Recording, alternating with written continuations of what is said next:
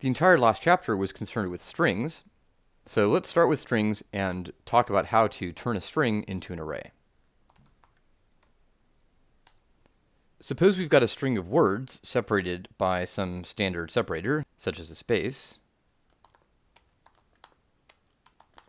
and bat cat. We can turn this into an array by using the split method, which takes in a string that we use as a separator. In this case, I'm just going to use the space,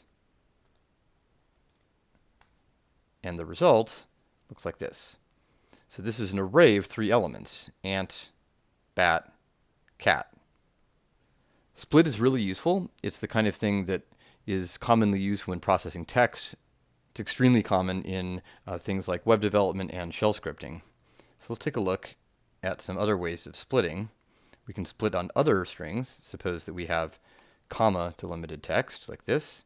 We can split on comma. We get the same result. We might have a string like this, ant, bat, cat, with comma space. So if we want to split on, well, what happens if we split on comma here? You can see that we get ant, but then space bat and space cat. As cool as that might sound, it's not what we want usually.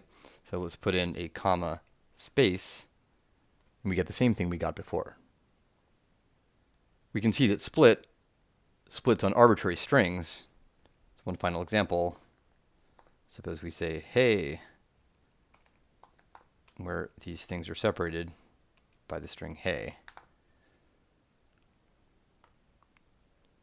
One common technique across a variety of different languages is to convert a string into an array of characters by splitting on the empty string. For example, you can split badger into its constituent characters like this. Another really common task is to split a string on white space so that it can handle not just spaces like this here, but also tabs and even new lines. That requires a little bit more advanced work, though, in JavaScript, and we'll be covering that in Chapter 4 when we discuss regular expressions.